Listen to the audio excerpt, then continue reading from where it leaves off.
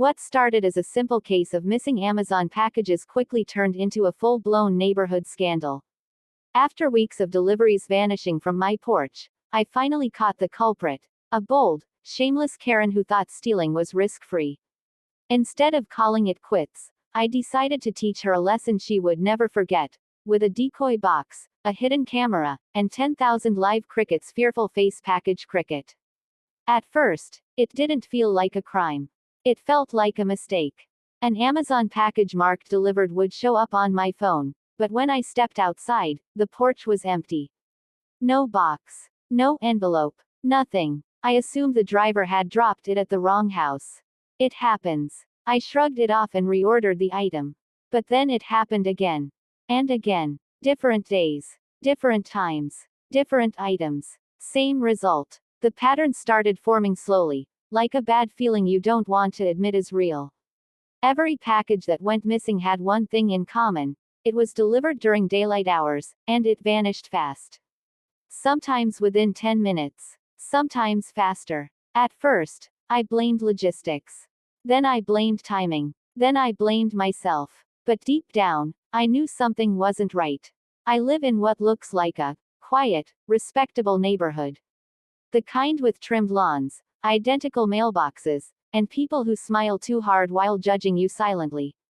The kind of place where everyone pretends nothing bad ever happens, until it happens to you. After the fourth missing package, I started checking delivery photos more carefully. Amazon drivers always take a picture now. And in every photo, the box was clearly on my porch. Same mat, same door, same angle. So how was it disappearing? That's when I started watching. I didn't sit by the window like a paranoid detective, at least not at first. I casually paid attention. Who walked by? Who slowed down? Who suddenly became very interested in my porch whenever a delivery arrived? And that's when I noticed her. Karen. She lived 3 houses down, the self-appointed neighborhood authority. The type who didn't officially belong to the WA board but acted like she ran it. Always watching. Always complaining. Always concerned. She knew everyone's business. And if she didn't, she invented it. She had complained about my trash cans once. Said they were out 15 minutes too early. She had complained about my door color. She had complained about delivery trucks parking too long in front of my house. So when I started seeing her timing line up with my missing packages, my stomach dropped. Every time a delivery arrived, she just happened to be outside. Watering plants that didn't need water. Checking mail she'd already collected. Walking her dog past my house, slowly. Too slowly. One afternoon, I got a notification. Delivered. I stepped outside less than 5 minutes later. Gone. No box. No sign. Just an empty porch. I didn't even feel angry anymore. I felt insulted. Because this wasn't random theft. This was confidence. She wasn't sneaking around at night with a hoodie. She wasn't hiding her face. She was stealing in broad daylight, in a neighborhood full of cameras, because she believed she was untouchable. And maybe she was, until now. I started asking neighbors casually. Hey, have you had packages go missing? Most of them avoided eye contact. Some shrugged. One older man whispered, it's been happening, but nobody wants trouble. That told me everything. People knew. They just didn't want to deal with her. And that's how people like Karen thrive. Not because they're smart, but because everyone else stays quiet. I installed a small camera. Not obvious, not flashy. Just enough to cover my porch. I didn't announce it. I didn't confront anyone. I waited. The next package arrived 2 days later. I watched the footage. Karen appeared less than 3 minutes after the delivery truck left. She didn't hesitate. She didn't look around nervously. She walked straight up, picked up the box like it belonged to her, and walked away. No rush. No guilt. No fear. That was the moment it stopped being about missing packages. It became about entitlement. She truly believed that whatever landed on my porch was fair game. Maybe she told herself she was protecting it. Maybe she planned to open it by mistake. Maybe she just liked taking what wasn't hers. But here's the thing about people like that. They don't stop unless they're exposed. Calling the police would turn it into paperwork. Complaints would disappear into a void. Confronting her directly would turn me into the problem. She'd cry. She'd lie. She'd twist the story. I needed proof. And more than that, I needed her to expose herself. So instead of stopping deliveries, I let them continue. Small items. Cheap items. Things I could afford to lose. Each missing box confirmed the same behavior. She never skipped a chance. That consistency was key. Because patterns don't lie. Over time, her confidence grew. She stopped pretending. She didn't even wait for me to leave the house. Sometimes she'd take the package while my car was still in the driveway. That's when I realized something important. She thought I was weak. She thought I wouldn't fight back. And that was her biggest mistake. By the time I planned the decoy box, this wasn't revenge, it was accountability. A way to show her, and the entire neighborhood, that actions have consequences. The pattern of theft had been established. The evidence was clear. The arrogance was undeniable. All that was left was the lesson. And it was going to be unforgettable. By the time I decided to act, I wasn't angry anymore. Anger burns hot and fast, but what I felt was colder, sharper, and far more dangerous: clarity. Karen had stolen from me repeatedly, openly, and without consequence. She didn't see herself as a thief. In her mind, she was entitled. Entitled to my packages. Entitled to decide what belonged where. Entitled to control the neighborhood like a personal kingdom. And people like that only understand one language: consequences. But I knew something important from the start. This couldn't be loud, messy, or impulsive. If I confronted her directly, she'd flip the script. She'd cry. She'd scream. She'd claim harassment. Somehow, I would become the villain. So instead of confrontation, I chose exposure. Instead of yelling, I chose patience. And instead of revenge fueled by rage, I built a plan fueled by precision. The idea didn't come instantly. It grew slowly, piece by piece, as I watched her confidence increase with every stolen box. She was getting careless, comfortable, predictable. Predictability is weakness. I needed something that looked ordinary. Something that blended perfectly into her routine. Something she wouldn't hesitate to steal. An Amazon box. Not fake looking. Not sloppy. A real box. Real tape. Real label. The kind that triggers instant temptation. But inside, instead of electronics or household items, would be something unforgettable. That's when the idea hit me. Crickets. Not a handful. Not a prank store joke.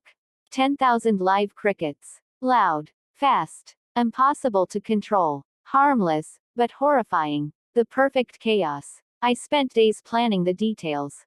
Where to get them. How to contain them. How to make sure the box stayed quiet until opened. How to ensure everything was legal, safe, and recorded. Because this wasn't just about karma, it was about proof. I ordered a shipping-style box identical to the ones Amazon uses. Same size. Same color. Same tape. I even reused a legitimate Amazon label from a previous delivery so it looked completely authentic. Inside the box, I placed multiple breathable containers filled with live crickets, lightly secured so they wouldn't escape prematurely, but designed to burst open the moment the box was torn apart. I tested it. Once. That was enough. The sound alone was chilling, a sudden explosion of chirping, scratching, movement. It was pure panic in audio form. Perfect. Next came the camera. I didn't want one angle. I wanted the full story.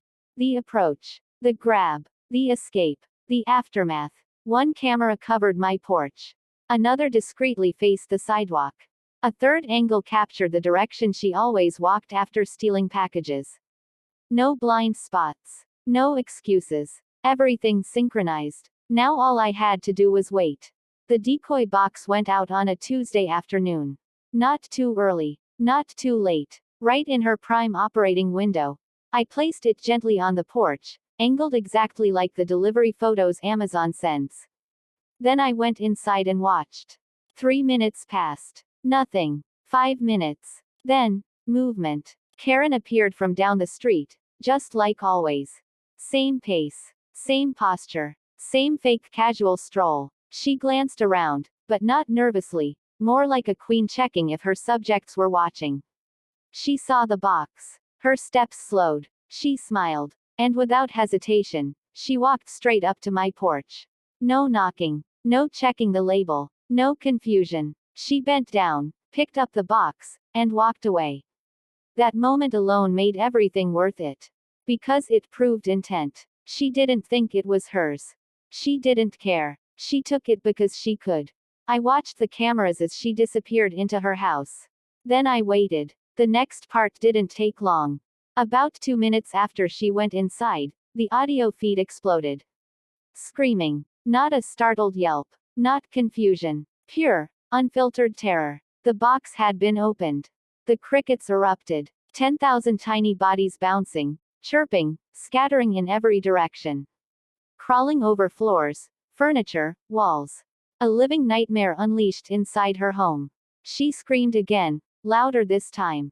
Then came the chaos. Doors slammed. Windows opened. Items crashed to the floor. Her voice cracked as she yelled words I won't repeat, but the message was clear. Panic. Complete loss of control. And all of it, every second, was caught on camera. Neighbors started coming outside. Curtains moved. People whispered. Phones came out. The same neighbors who stayed silent before were suddenly very interested. Because this time, Karen wasn't in control of the narrative. She burst out of her front door, flailing, slapping at her clothes, crickets clinging everywhere. Her perfect image, gone. Her authority, shattered. She screamed about a trap. About being set up. About harassment. But the cameras told a different story. They showed her stealing the box. They showed her taking it inside. They showed the consequences of her own choice. I didn't say a word. I didn't confront her. I didn't gloat. I didn't step outside. I let the evidence speak. Later that evening, I quietly sent the footage to the WA board. Not with commentary, not with threats, just facts. And facts are devastating when you can't lie your way around them. The response was immediate. Karen's complaints stopped overnight. Her authority vanished. Neighbors who had stayed quiet suddenly found their voices. Some apologized. Some laughed. Some thanked me. But the most important thing, the packages stopped disappearing. Because the lesson wasn't about crickets. It was about boundaries. It was about accountability. It was about showing someone who thought they were untouchable that every action leaves a trail, and sometimes that trail leads straight back to you. Karen never confronted me again. She avoided my house. Avoided my eyes. Avoided attention. And every time an Amazon box arrives safely on my porch now, I smile, not because of revenge, but because balance was restored. No yelling. No violence. No threats. Just patience, planning, and perfectly timed karma.